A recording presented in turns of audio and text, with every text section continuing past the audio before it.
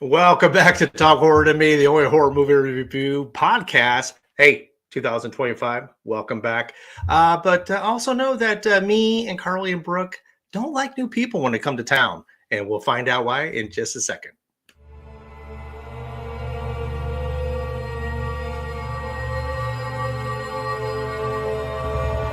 Tonight, we review Sleepwalkers. Sleepwalkers, also known as Stephen King Sleepwalkers, is a 1992 American horror film written by Stephen King and directed by Mick Garris. The film stars Brian Krause, Mädchen, Amick, and Alice Krige. In Sleepwalkers, when newcomers Charles and his mother Mary settle into town, the local residents do not suspect that they are shapeshifters looking to feed on the town's virgin girls. Charles quickly befriends innocent and chaste Tanya when he begins attending high school, hoping to take her life force in order to feed his mother. When Tanya agrees to a first date with Charles, she may learn his true intentions the hard way.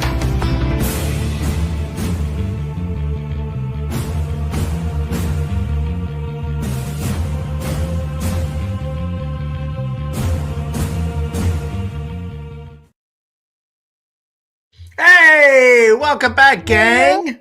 Oh, hello. Hi, sorry for that technical difficulty. I don't know what I did earlier. That's all right. But it was funny because I saw Carly backstage going, oh! So I thought that was funny. So sorry, technical difficulties, a new year, old product. I don't know what's happening. Hey, though, who picked this lovely Stephen King film?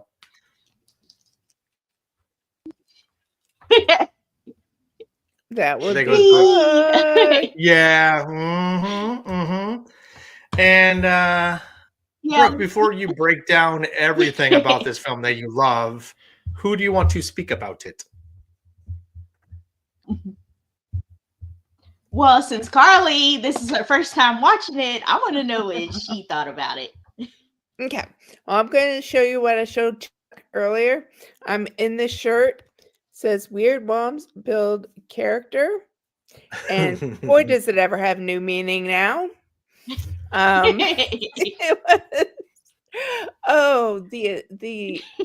Their relationship was this ick, ew, and all the dead cats.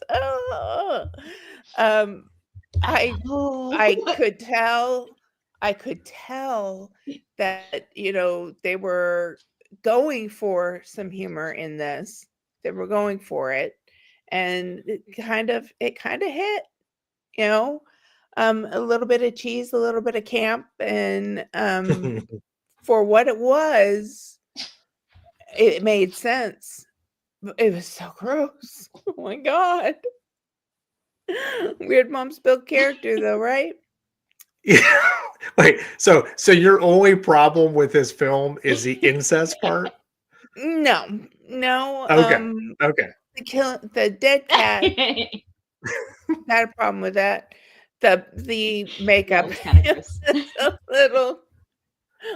a little cheesy, but yeah. I paid attention through the whole thing. I wasn't on my phone. I wasn't distracted. But I know the actress from Twin Peaks and also from Riverdale. But so I was paying attention. I will say yes, I do. I will say that man, I told Brooke before the holidays, I told Brooke how I felt about the movie when I saw it years ago. I will say it was both better and worse than I remember. Right on target. I knew the practical effects were gonna suck. So that being said, when they did like the little bit of like cat makeup or whatever their creature is, like, and it was just kind of like little werewolfy, a little bit with the fangs. Yeah, really good, really good. That was. But when it got like the more animalistic they got, the worse it got. That's why in the movie package I did the like him like snarling at us, and then the one where it's like just this weird cat head monster, trying to suck the life force out of the girl. I'm like, man, it was so up and down about that. I did like the third act violence. I thought that was pretty well done. And so even though you didn't like the cats, Carly, or the dead cats, let me reframe. I did like the fact that it was like the only thing that kept the jeopardy going. Like if you didn't have cats that apparently are deadly to these sleepwalkers, you wouldn't have a plot that anybody would care about. So the only thing is like, it's like, oh no, we have to move to a new camp before the cats come and start like surrounding us. Right. So I like that part. And I did like the fact that they tried somewhat successfully to have the creatures or the villains seem humanistic. Like there's a reason, like they're quote unquote people too. So I did like the fact that they tried to bring them as part of the narrative of humanity, not just like mindless killers doing their thing. So how about you, Brooke?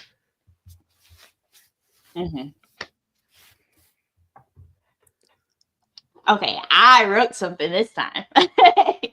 So I like that. I like the supernatural effect to it. And that he had a unique, like they were vampires, shape-shifting species.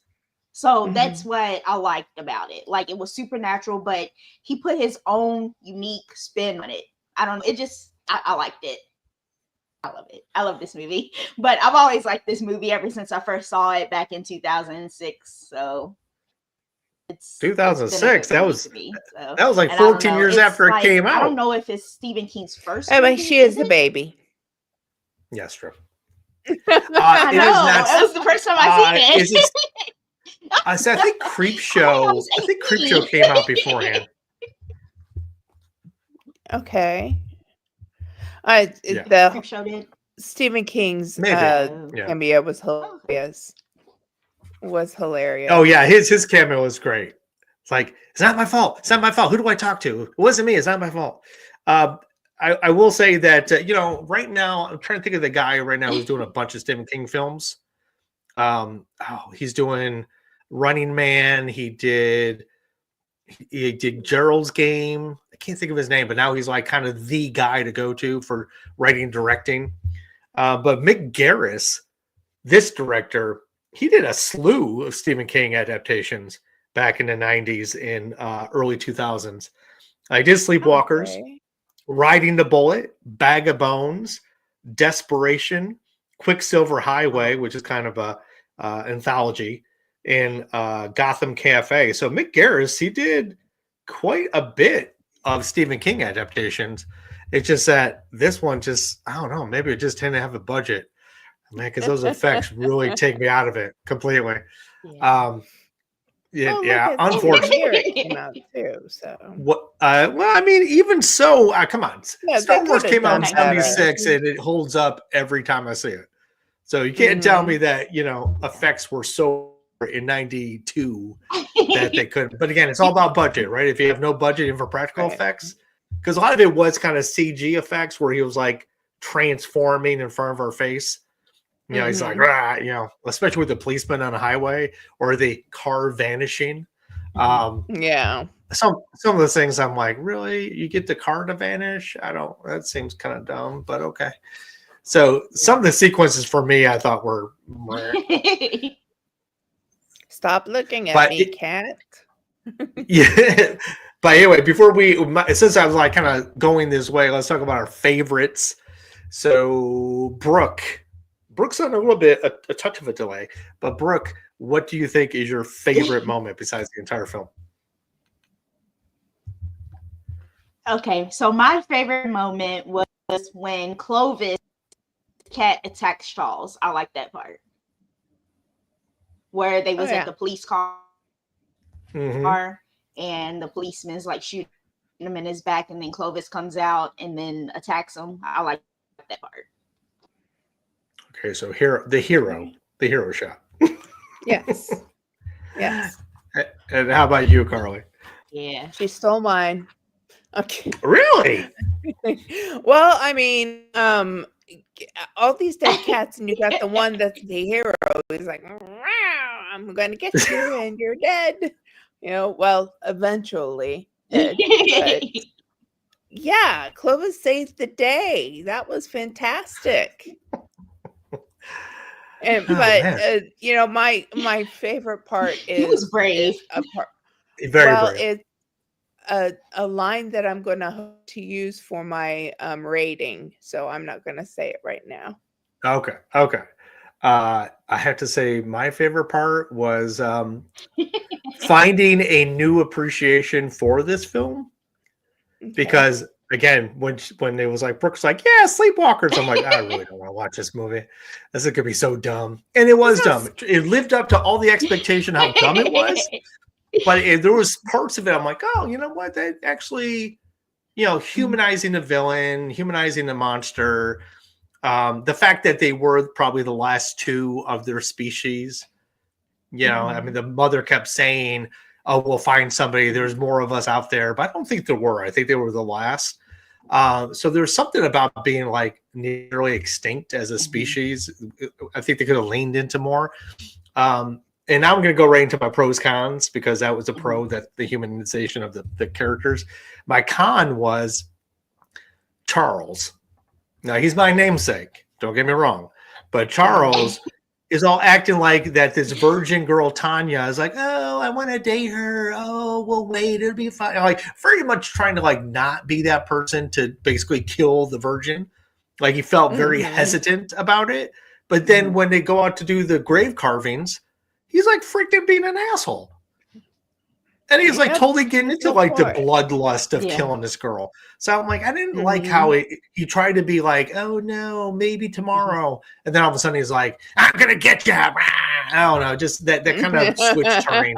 I didn't understand it other than her, you know, trying to get away. But he seemed a little too smug and too, I don't know, too much like you expect him to be, but without him trying to placate his mother by, oh, I'll kill her tomorrow. So I did not like that. How about you, Carly? What did you pro con this film? Pros, there are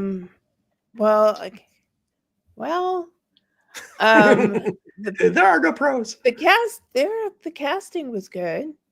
It was, you know, for what it was, the casting was really good. The cons are just the dead cats. I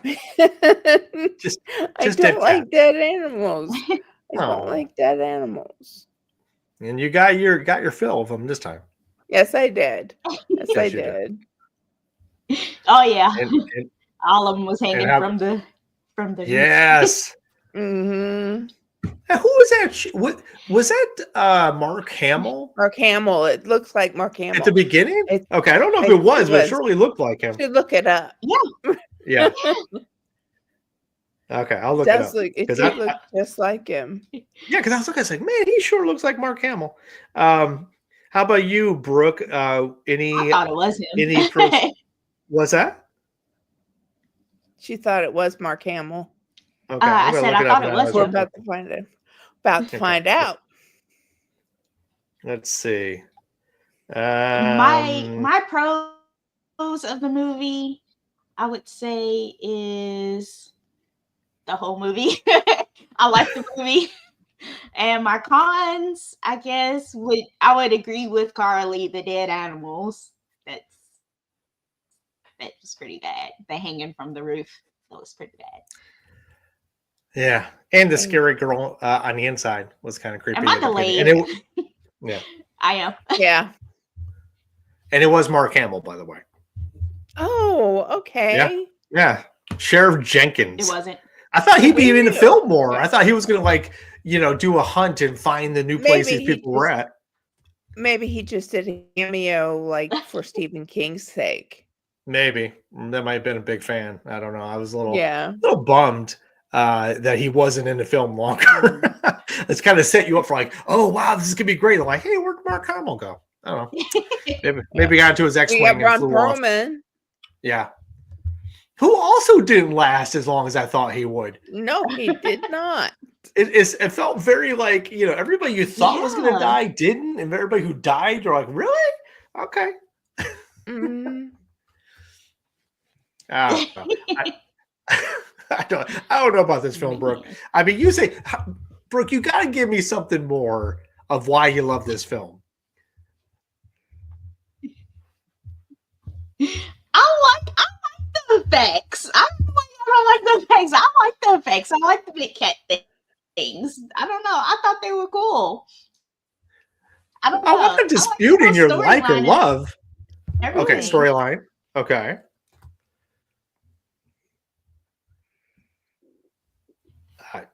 I don't know. I feel like I'm delayed. You are delayed. We're working with you to try to get us in sync with you. Okay. So I will ask Carly. Dead cats aside, mother-son relationships aside. Yeah. Is this, because we're going to talk about like rating soon, but is this something that you would rate as one of the better adaptations? Again, this was not based on a book of Stephen King. I think he probably wrote the screenplay. Okay. Mm-hmm. So would you recommend this to Stephen King fans everywhere? No, not really. No. I mean, I would because you could tell that it was meant to be cheesy and campy in places, but as a whole, not really. Okay. Not one to recommend for this film. Okay, Brooke, how about you? Boo. Yeah, I would. I love this movie. She chose it. That doesn't mean you like it. I choose films all the time. Go ahead, Brooke.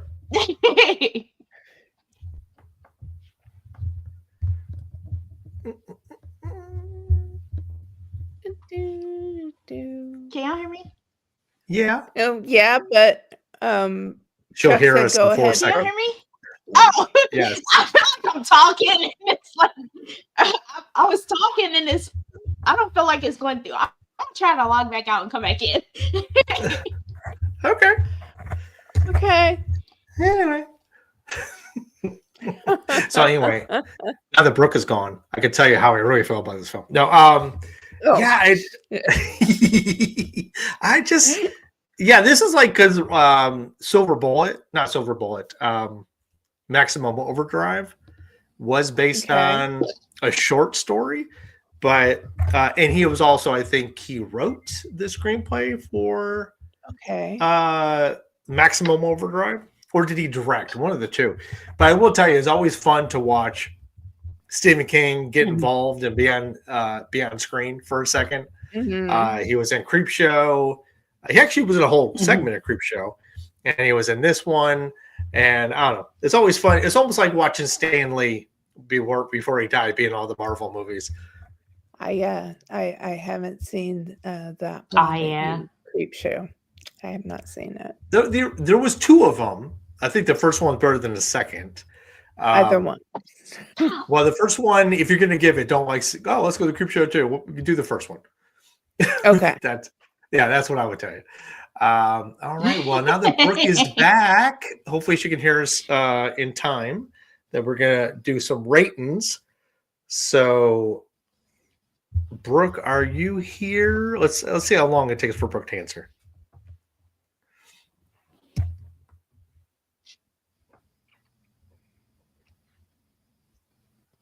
Yeah, I'm here.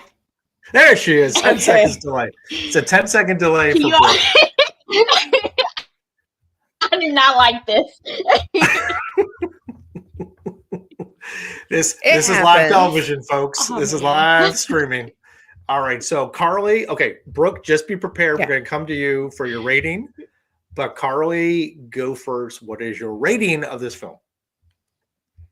Well, I had to take off a point for the cats. But it was supposed to be cheesy and supposed to be campy, so I'm going to give it a solid 3 cop kebabs. Okay. I'm gonna I can't even give that much. I mean, the cats don't bother me. I love cats, don't get me wrong. I'm an animal lover, but cats in the film. They may actually everything stick together, both for hero, for like Jeopardy, for moving the plot along, even for them watching outside. Like if the cat was gonna get caught in a trap, even that was interesting. Yeah. But to see them all in the front yard, it was like kind of creepy. Like all like being guarding and diligent. But honestly, I wouldn't, as a Stephen King lover, I would never recommend this film in the canon of his filmography. So if you have to watch it, yeah, sure, do it. But I'm going to give it 2. I'm going to give it a 2, only because I like some of it, and some of it was like refreshing, but not enough for me to want to watch this thing for another 15 years. So I'll give it 2 teachers who seem to know that the kid is not where he's from. And we know what happened to that guy. Good. So hopefully Brooke is ready, and we'll give her a few seconds to collect her thoughts, and she can give us her review.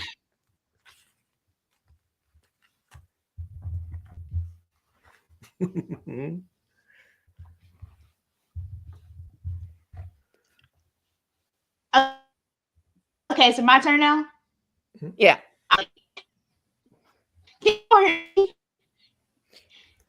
Okay. So I rated it a 5, but I'm rating it a 5. Let's see. He's my only son. Oh. Oh. You had to go there, Brooke. Brooke, yes. Brooke's all about that. It's all about family. It's all about family with Brooke, as we all know. Yeah, that makes sense. So, I mean, it is a little bit disjointed, and I'm hoping that Brooke can give us one last real reason for everybody to go see this film, this 5-star film of hers. So I'm going to wait with bated breath for her to tell us.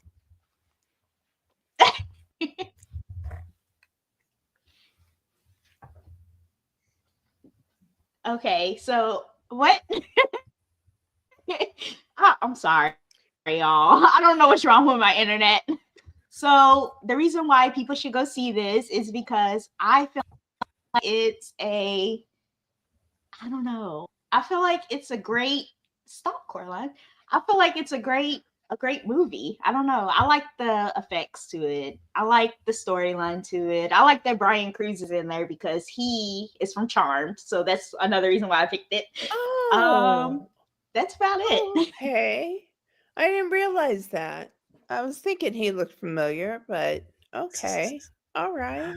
So basically watch this film because there's actors you like in other things. Okay, I got it. Understood. Oh man, I was hoping for more. Yeah.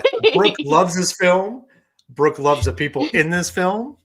Brooke loves their careers after this film, and she likes cats in makeup. So yeah, I'm all for it. I just wish the makeup was fake. Yeah, I just wish the makeup was a little better when they got to the big monstrous version of them, because it felt like there was a guy just like in a suit going with like no expression or animatronics in there or something. I don't know. I think the eyes winked every once in a while, but it looked like a big worm. Yes. Oh my god. And he looked like a lizard cat in reality. I don't know. That's what I got from it. Yeah. So, but you know what? This 5-star film of Brooks will have to go into the vaults, because we have another film we want to do. And that other film is going to be chosen by, let me check all my notes. Carly, you're next. Yes. Yay. Yes, I am. I'm sorry if my internet's going in and out. Feels like it is. You're fine. Okay, good. My choice is it Speak No Evil? It is Speak No Evil. Yeah, I could, because there's always Speak No Evil, Hear No Evil. Blah, oh, that's what I'm watching right now. Oh, nice. Speak No Evil is my pick, and it's because James McAvoy is so you were doing the American version of this film. Yes. Okay. Okay, yes. Okay. The one with James McAvoy. It's if you have Peacock, it's available on Peacock. And also, or you're gonna buy it or rent it. So, Yeah. so I'm excited for it. I mean, I saw the trailer for this film, and and I know Brooke gave us a kind of little insider points on what it was or was not. But the trailer makes it look like supernatural or demonic or possession or just crazy parents or something. I don't know what to expect, but I'm super excited to find out what it is about. And but I heard it's as good or if not better than the original. So that's exciting. I'm always like seen the original? No, I have not, but I've heard that the remake is stellar. It's not just like a repeat of the original. I heard it was good too. Yeah. So I like anytime you redo or you pay homage to a film, if you make it just as good as the original, it's always a plus. Always a plus. So with that, James McAvoy, do we know who else is in that film? No. He's like, that's all that matters. For Carly, he's like, I only care about James McAvoy. Because he's so good at being so mad. What? Don't you talk about Charles Xavier that way? Right. I know. Charles Xavier, he did great at that also. It's just after seeing him in Split and in Glass, I really want to see this movie. I want to see him, latch on to one evil character and just make it go boom. And I've got a good feeling about it. So. Well, if the man could do 23 characters in one film, is that he could play like various roles. Yeah, absolutely. So I love that about him. He is very versatile. I liked him in almost everything he's done. So I will be very disappointed if he doesn't make this happen. Right. If it doesn't, I will be disappointed if I'm not. I want to be scared. But what if you're not scared? What if you're not scared? What if you're just like more of a thriller versus like Well, that would be fine too, to just feel some emotion, feel something. Okay. You want to feel something. Yes. Interesting choice. Interesting choice of words for somebody who loves McAvoy. I'm afraid you may be disappointed. Okay. Brooke's coming in with left field with like, hey, don't think don't oversell it. Is what I'm hearing. Of it. Okay. All right. But also we all know that Brooke loves this Sleepwalkers film, 5-star film. So I love this movie. I love it.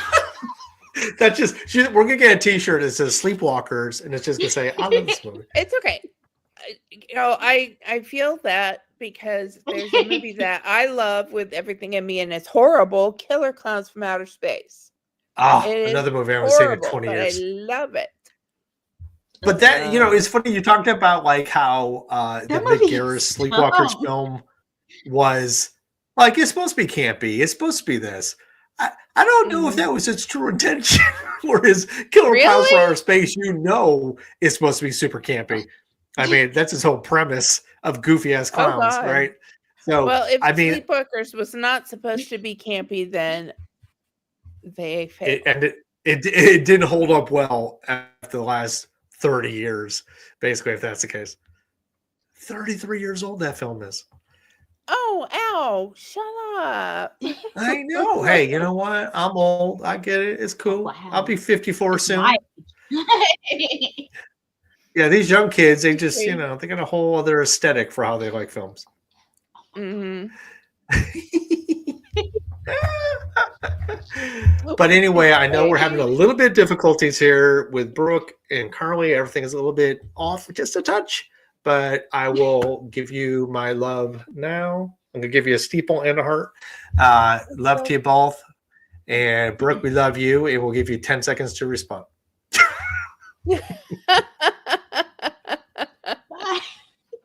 There you go. There it is. All right. So goodbye to you, Brooke. Better luck next time with the internet. And Carly, love to you. And to all, good night. Thank you for joining us. And remember, always we're here to scare you later.